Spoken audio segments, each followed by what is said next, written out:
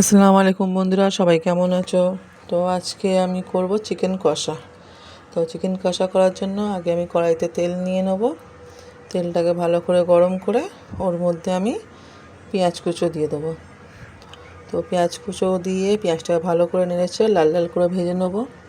Chicken আমরা অনেক রকমই কষা করি, তো একবার এইভাবে করবেন যে এইভাবে আমি করছি। তো খুব সুন্দর, খুব দারুণ হয়েছিল খেতে। অবশ্যই করবেন, কেমন হয় অবশ্যই কমেন্টে জানাবেন।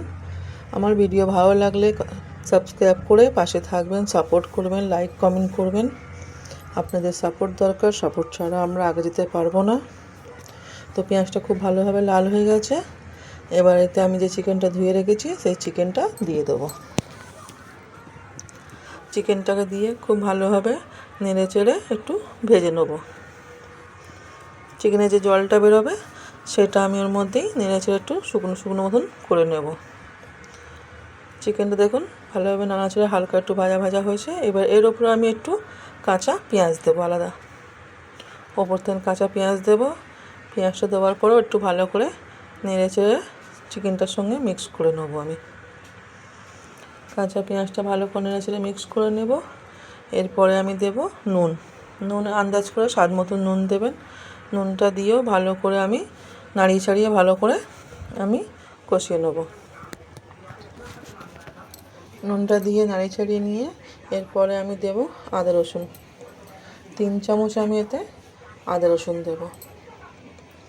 তো আমরা চিকেন করি পেঁয়াজ লাল করে একেবারেই দিই, এইটাতে আমি ওপর থেকে আলাদা কাঁচা পেঁয়াজ দিয়েছি, দিয়ে আমি চিকেনটাকে করব। 3 চামচ আদা রসুন দিয়ে আদা রসুনটাকে ভালো করে আমি চিকেনের সঙ্গে কষাবো, যাতে একটু গন্ধটা চলে যায়। আদা রসুন দিয়ে কষানোর পরে এতে আমি 1.5 চামচ লঙ্কার গুঁড়ো দেবো। আপনি ঝাল যেরকম খাবেন সেই হিসাবে কম বেশি দিতে পারেন। 2 চামচ জিরের গুঁড়ো দেবো, হলুদ গুঁড়ো আমি দেবো না।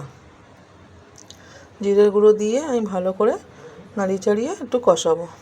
তারপরে আমি এতে 1 চামচ গোলমরিচ গুঁড়ো দেবো।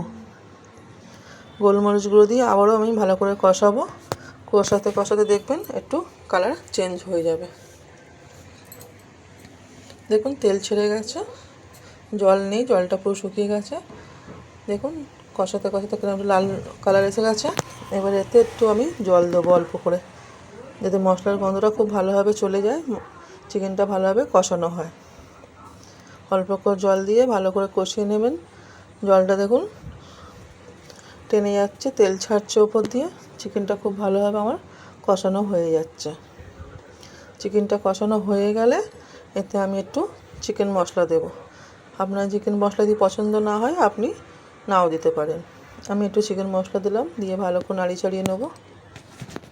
নাড়িয়ে চাড়িয়ে নেওয়ার পরে এতে আমি অল্প করে জল দিয়ে দেবো, যাতে চিকেনটা ভালোভাবে নরম হয়ে যায়। খুব বেশি দেবো না, অল্প করে জল দেবো। আর গ্যাসটা মিডিয়াম করে দেবো, খুব জোরে আঁচ থাকবে না আর একদম লো থাকবে না, মিডিয়াম আঁচ করে ঢাকা দিয়ে আমি 15-20 মিনিট হালকা আঁচে বসিয়ে দেবো, মিডিয়াম আঁচে।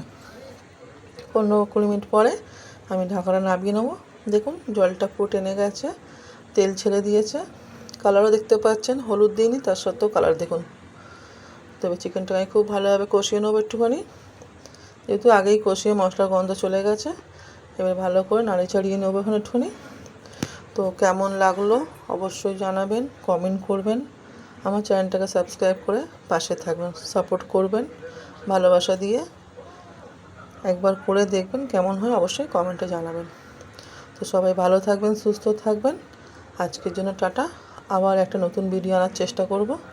তো সাপোর্ট অবশ্যই সবাই করবেন। আজকের জন্য টাটা।